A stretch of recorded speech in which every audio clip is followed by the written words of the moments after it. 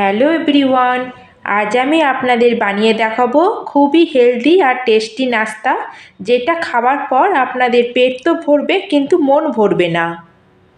এই নাস্তার রেসিপি বাচ্চা থেকে বড় সকলেরই খুব পছন্দ হবে। আপনারা এটা বাচ্চাদের টিফিনে দিতে পারেন বা সকালের ব্রেকফাস্টও বানিয়ে খেতে পারেন।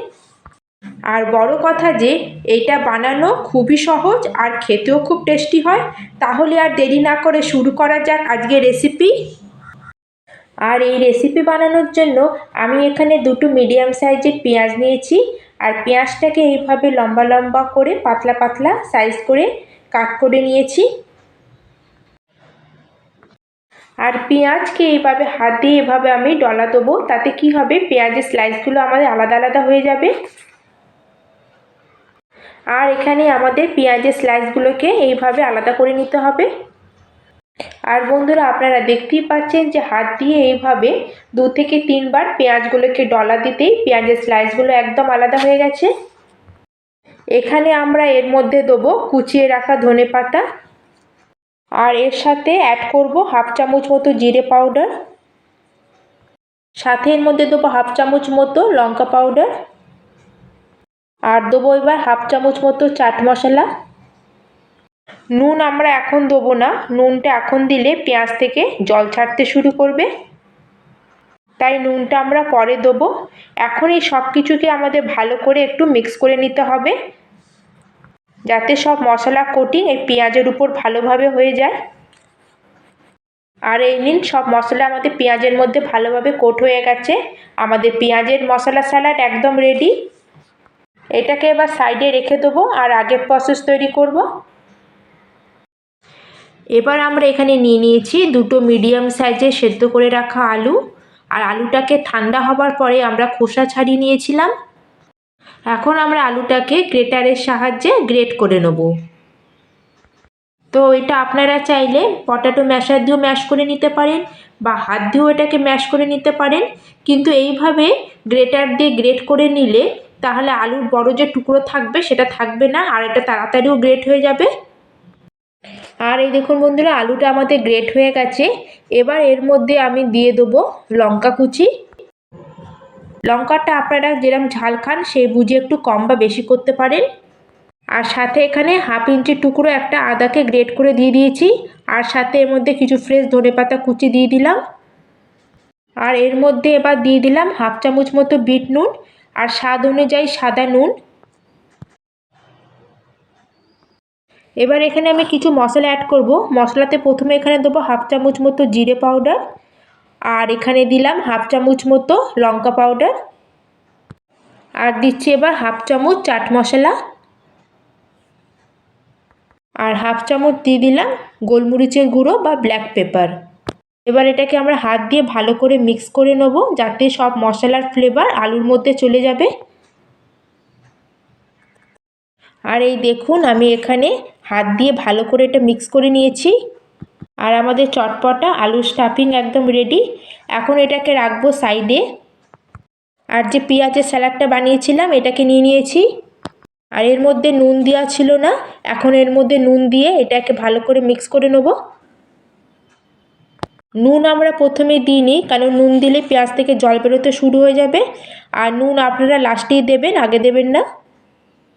আর নুন মিক্স করে এটাকে আমরা সাইডে রাখবো। আর এখানে আমি রুটি নিয়ে নিয়েছি। আর এখানে আমি 4খানা রুটি নিয়েছি। রুটিটাকে আমি প্রথমেই বানিয়ে নিয়েছিলাম। যদি আপনাদের কাছে রুটি বানানোর পর এইভাবে রুটি যদি বেঁচে থাকে, মানে লাঞ্চে বা ডিনারে রুটি বানিয়েছেন বেঁচে আছে, তো আপনারা এই নাস্তাটা বানিয়ে নিতে পারেন, বা সঙ্গে সঙ্গে রুটি করেও আপনারা এই নাস্তাটা বানিয়ে নিতে পারেন।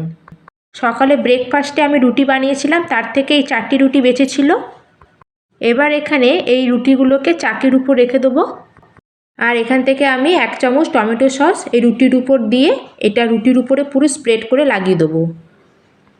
এখানে আমি টমেটো সস দিচ্ছি, আপনারা চাইলে যে কোনো চাটনিও লাগাতে পারেন টমেটো সসের জায়গায়। এবারে যে আমি আলুর যে চটপটা মশলা বানিয়েছিলাম, মানে যে স্টাফিং বানিয়েছিলাম, তার থেকে 2 থেকে 3 চামচ স্টাফিং রুটির উপরে দেবো। আর এইভাবে আমি চামচে করে এটা ছড়িয়ে দেবো। পুরো রুটির উপর দেবো না, এইভাবে অর্ধেক রুটির উপর ছড়িয়ে দেবো। এবার এখানে আমি নিয়ে নিয়েছি এক টুকরো পনিরের পিস, এটাকে আমি গ্রেট করে এর উপরে দিয়ে দেবো। আপনারা গ্রেট করে রাখা পনির বা চিজ যেটা খুশি আপনাদের পছন্দ সেটা দিতে পারেন, বা চিজ বা পনির না দিতে চাইলে আপনারা খালি আলু স্টাফিং দিয়ে ওইটা করে নিতে পারেন। এবার আমি যে পেঁয়াজের মশলা স্যালাড বানিয়েছিলাম সেটা এর উপরে দিয়ে দেবো। তারপর রুটিটাকে নিয়ে এইভাবে ফোল্ড করে দেবো আর হাত দিয়ে উপর থেকে এটাকে একটু দাবিয়ে আটকে দেবো। আমি এটাকে আপনাদের উঠিয়ে দেখাচ্ছি। এই দেখুন কত সুন্দর আমাদের এক পিস তৈরি হয়ে গেছে। এইভাবেই আমি সব নাস্তাগুলোকে তৈরি করে নেব। এটা খুব তাড়াতাড়ি ঝটপট তৈরি হয়ে যায় আর এটা খুবই হেলদি নাস্তা। তাহলে আমাদের 2 পিস রেডি হয়ে গেছে। এবার এগুলোকে আমরা এগুলোকে সেঁকে নেব।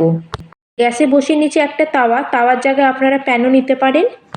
আর কড়াই দিয়ে দিচ্ছি আমি 1 চামচ মতো দেশি ঘি। ঘিয়ের জায়গায় আপনারা বাটার বা তেলও ইউজ করতে পারেন। তাওয়ার মধ্যে আমি ঘিটাকে ভালো করে স্প্রেড করে তাওয়াটাকে মিডিয়াম ফ্লেমে একটু গরম হতে দিয়েছিলাম। যেই আমাদের তাওয়াটা ভালো মতো গরম হবে তখন আমরা যে নাস্তাটা বানিয়েছিলাম এটা সাবধানে তাওয়ার মধ্যে দিয়ে দেবো। একসাথে যতগুলো নাস্তা তাওয়াতে ধরবে ততগুলোই দেবেন। এখানে আমি একসাথে 2টো রুটি দিয়েছি। তাওয়াতে দেবার কিছুক্ষণ পর আমরা রুটিটাকে উল্টে দেবো। দেবার সঙ্গে সঙ্গে এটাকে পাল্টাবেন না, কিছুক্ষণ পর পাল্টাবেন। এইভাবে গ্যাসের ফ্লেমটাকে আমরা মিডিয়ামে রাখবো আর এইভাবে উল্টে পাল্টে 2 সাইডটা আমরা ভালো করে সেঁকে নেব। যতক্ষণ না এটা ভালো মতো ক্রিস্পি হচ্ছে আর একটা গোল্ডেন কালার চলে আসছে ততক্ষণ এটা ভালো করে এপিট ওপিট আমরা উল্টে এটাকে সেঁকে নেব। আর এই দেখুন এইভাবে আমাদের হালকা গোল্ডেন কালার চলে এসেছে আর ক্রিস্পিও হয়ে গেছে।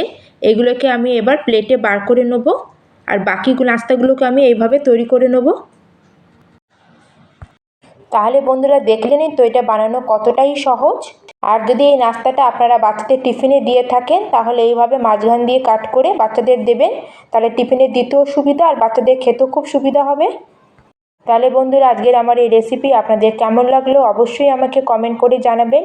যদি ভিডিওটা ভালো লাগে তাহলে অবশ্যই লাইক করবেন আর চ্যানেলে যদি নতুন বন্ধু হয়ে থাকেন তাহলে চ্যানেলকে সাবস্ক্রাইব করে নেবেন। তাহলে আজকের মতো আমি এখানেই শেষ করলাম। জয় হিন্দ, জয় ভারত।